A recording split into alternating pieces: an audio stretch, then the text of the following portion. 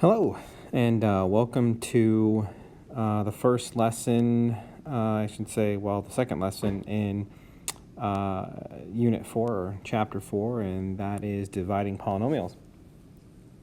Before, and in Algebra 1, you had sort of done some work with adding polynomials and subtracting and multiplying, and before this, we reviewed kind of that arithmetic with polynomials, but today we're going to do something different that we did not do in Algebra 1, and that is dividing by polynomials.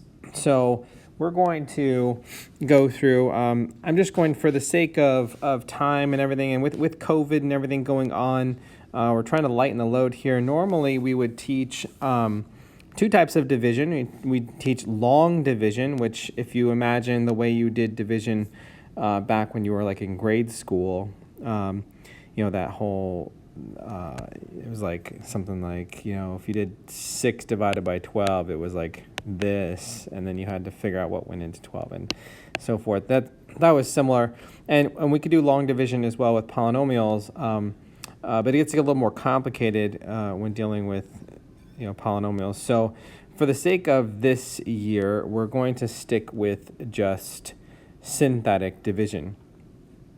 Polynomial long division has to be used. So here's an example of a polynomial. So like x squared plus x to the third plus x squared plus x plus 1, or something like that. With long division, when you are dividing it, the denominator, this part right here, will have something other than 1 as the coefficient. So like when you're doing, if I were dividing by like 3x plus 4, if you notice here that this is not 1. So when you're dividing by a polynomial where the a value is not 1, we would have to use long division.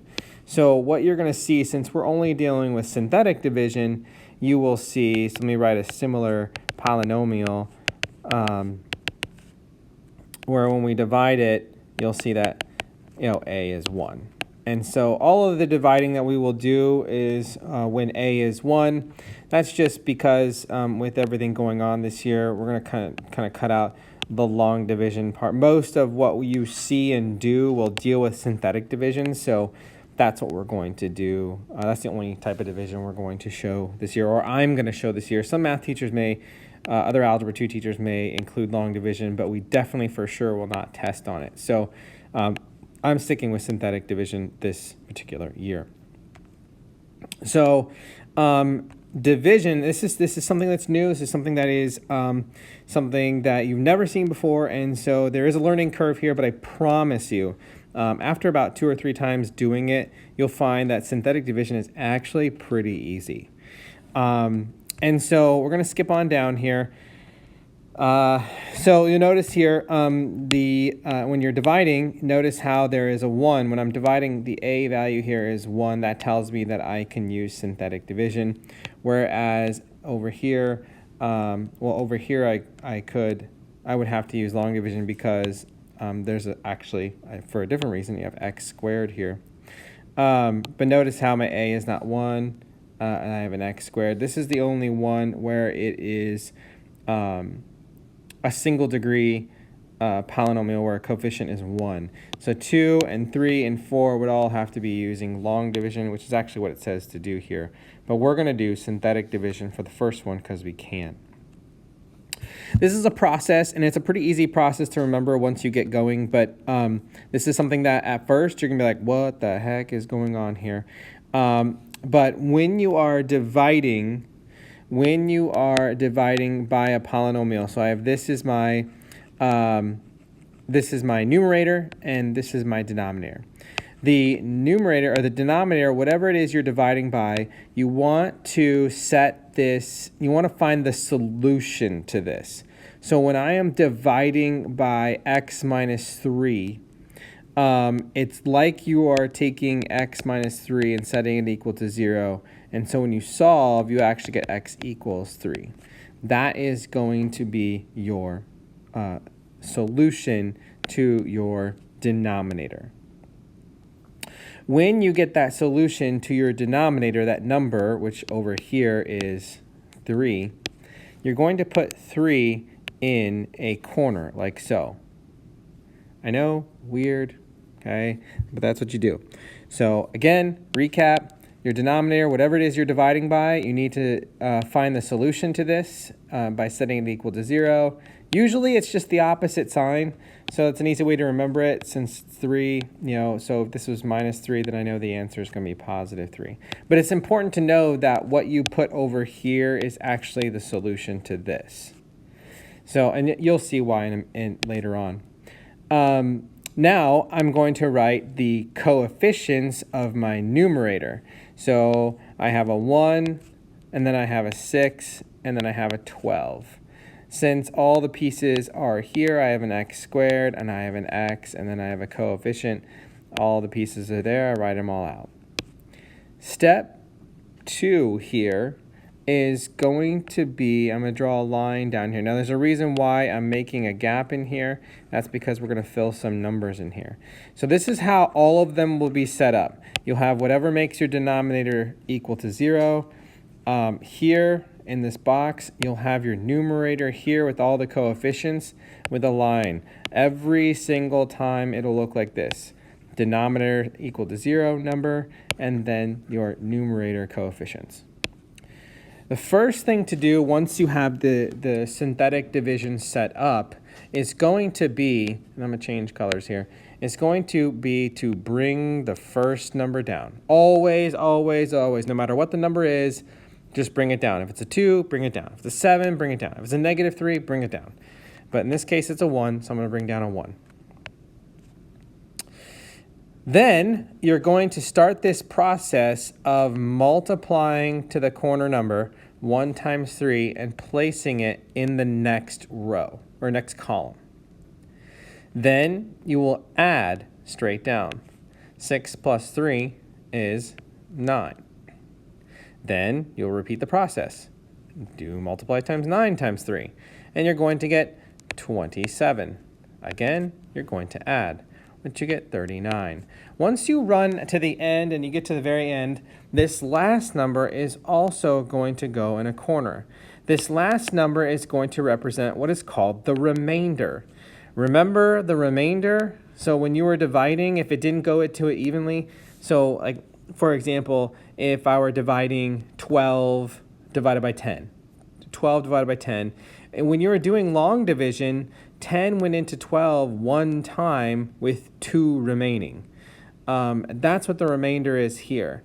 So how do we write this? How do we write this answer?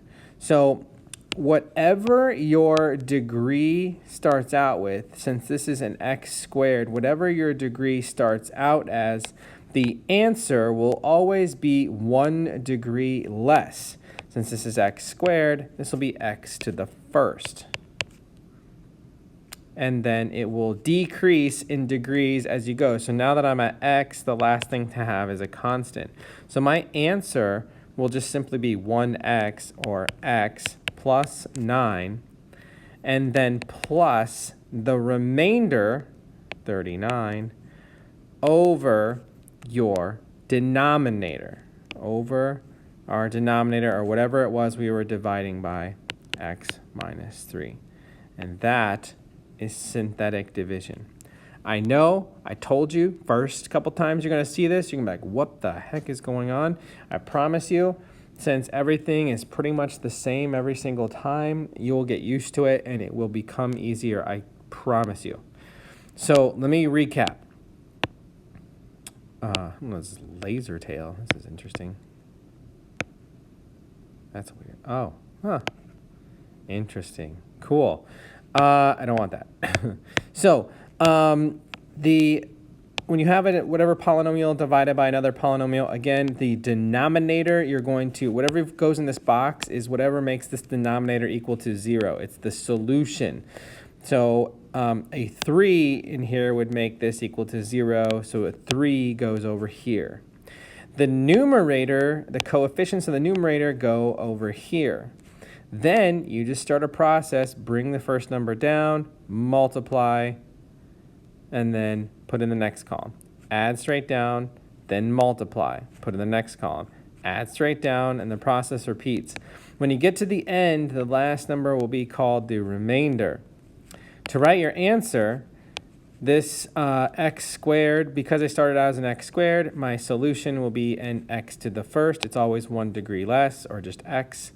And then the next term is a constant, and then plus my remainder over my whatever I was dividing by, which is x minus 3. So let's try this again. Let's go to some actual ones where I have to use synthetic division. So here's another one. So again, what makes my denominator 0? If I were to set this equal to 0 and solve, I would get x equals 2. So that is what is going to go in the corner.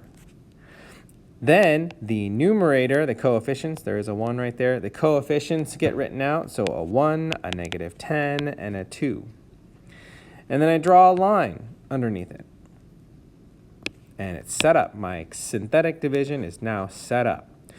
At this point now, we're going to start the synthetic division process. The first step is to bring the first number down. In this case, it's a 1 again.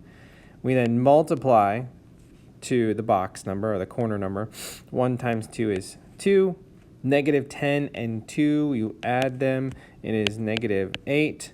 Then you multiply this one as well. Negative 8 times 2 is negative 16.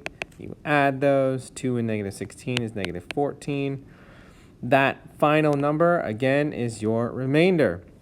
Since this started out as an x squared, my solution will go down 1 degree to an x to the first, or just x. 1x is x. Then I have my constant, and then my remainder. Now, I know it says negative 14, but I always will add my remainder. And if it is negative in this case, I'll just put the negative in the numerator with the number. And then whatever I was dividing by goes in the denominator, x minus 2. And that is synthetic division. All right. Let's try it again. These can get bigger. So now we have an x to the third polynomial here. We have a degree of 3 polynomial here. It doesn't change anything. Everything else is exactly the same. So I need to figure out what makes this denominator 0. Again, if you were to set this equal to 0 and solve, you get x equals negative 2. That is my solution. So I can put the negative 2 in the box. Now I'm going to write all these coefficients in there. There is a 1 right here. So I have 1, 4, 6, and 4. And my line. So notice how nothing changes. There's just more terms here. So, but the process doesn't change at all. The first term here, again, the first term will come down. So in this case, it's a 1 again. It won't always be a 1, but this time it was a 1 again. I multiply 1 times negative 2. Add those. 4 and negative 2 is 2. I multiply those. 2 times negative 2 is negative 4. I add those. 6 and negative 4 is 2 again. And then 2 times negative 2 is negative 4. And this one, I end up with 0 as my remainder. And that happens. Actually, that happens more than you think it would. But that happens sometimes. You get 0 as remainder. That's fine. So how do we write our answer? Well, same thing we did before, except this time it started out as x to the third. So my answer will actually go down to x squared. That makes the next term the x and the last term the constant. So 1x squared is x squared. Then I have, I can't tell, I think that's positive 2, 2x. And then I have my constant, and then I have my remainder. Now in this case, since my remainder is 0, I don't actually need to put my remainder because it's 0. And so therefore, that would be my answer right there. And these could get crazy. I mean, down here you have an x to the fourth, but again, nothing changes. You do exactly the same process. It's just a little bit longer. Now, I want to show you one more here, and there's a reason why I'm showing you this. So again, what makes my denominator equal to 0? Again, you probably caught on that it's just the opposite sign, but it is important to understand that this is a solution that you're getting here. And like I said, you'll understand why later. So negative 3 is going to go in my corner. Now, something interesting happens here because I go to write all my coefficients here, but if you notice, there are some terms missing. Now, here is a rule. When you're writing synthetic division, you must include all of your terms that are supposed to be there. In the previous problems, all the terms have always been there. So you go, 2, 1, constant. 3, 2, 1, constant. Up here, 2, 1, constant. They're all there, so I didn't have to worry about it. But this one, I go 3, and then there's no 2, and there's no 1, but then I have my constant. So I'm missing terms here. And just like we did, when we did this before, like when we were factoring and stuff like that, if the term is not there, we have to replace it with the 0. So I have my first term, my first coefficient is 2. I don't have an x squared coefficient, so it's 0. I don't have an x coefficient, so it's 0. And then I do have my constant, which is negative 54, so that goes there. I'm going to write my line. We do need to make sure that all of our terms are there. Even if they're missing, we've got to put zeros in their place. The next step here is then to bring down your first term. In this case, it's a 2.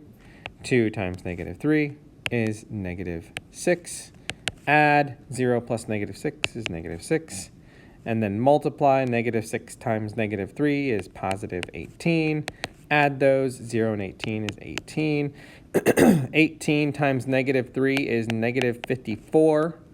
Careful here, negative 54 plus negative 54 is not 0. If you have negative 54 and then another negative 54, you're going to have a negative 108.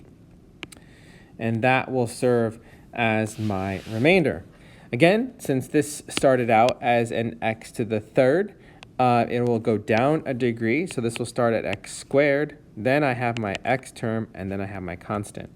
So my answer will be 2x squared minus 6x plus 18. And then I'm going to go ahead and add my remainder, which is negative 108 over whatever I was dividing by, which is x plus 3. And that is synthetic division. So another cool thing we could do is synthetic division. Obviously, we can divide with synthetic division. But another thing that we can do with synthetic division is actually evaluate. So what we can do here, you probably remember this in Algebra 1. If I give you a function, f of x equals negative 3x to the third plus 4x squared minus 17x minus 6, and oh, by the way, x equals 2. Evaluate. Evaluate is to take a value and run it through your equation. That's what evaluate means. It's to take a value you have and plug it in. So in Algebra 1, if you were given a function like this and they told you what x equals, then you would just plug 2 into all of these. And you can certainly do that. You do not have to use synthetic division to evaluate. But I will tell you, if you get pretty good at synthetic division, it is significantly easier to use synthetic division to evaluate than it is to sit here and plug 2 into all of these. Plus, when you are plugging things in, especially when you're plugging in negative numbers into here, you are far more likely to make mistakes by plugging it in rather than using synthetic division. So I would highly recommend using synthetic division to evaluate rather than just plugging it in. So how do we use synthetic division to evaluate? Well, remember where I told you that, remember that this is your solution and that's what goes in here. What makes this 0 is your solution, so that's what goes in here. Well, when you're evaluating, they've already given you the solution. They already tell you that x equals 2, so I don't I don't need to worry about setting it equal to 0, finding out what x equals, and that's what goes in. Here, they've already given you what x equals, so you can skip that whole first step and say, okay, well then 2's in the box, because they told me that that's what x equals 2. So I can plug that in the box, plug in all the coefficients, -3, a +4, a -17, a -6. And when I run synthetic division, the key here is whatever I get at the very end. It turns out, this what is called the remainder theorem. The remainder theorem states that when using synthetic division to evaluate, whatever you get as your remainder is the answer. So if you were to plug 2 in for all of these x's, you would get some answer, some number. Well, that turns out to be the exact same number that you would get here as the remainder if you run this through synthetic division. So let's see how this plays out. So I'm going to bring the first number down, -3. -3 times 2 is -6. 4 and -6, if you add them, is -2. -2 times 2 is -4. Add those, -17 and -4 is -21. -21 times 2 is -42. Let me make sure I did this math right. Yes, okay, and we add those. -6 and -42 is -48, which ends up being your remainder. And so that actually is the answer to this question. If you were to take 2 and plug it in there, and take 2 and plug it in there, and take 2 and plug it in there, and then add everything up, I would get -48, the same number that you, and go ahead, try it. If you don't believe me, plug it in and see what you get. But you will get -48, or you should get -48.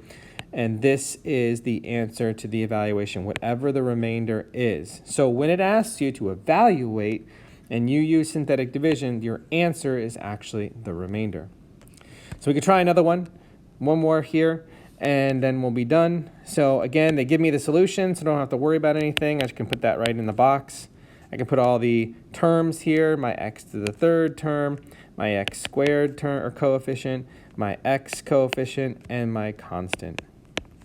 So when I run this through synthetic division, 1 comes down. 1 times -5 is -5.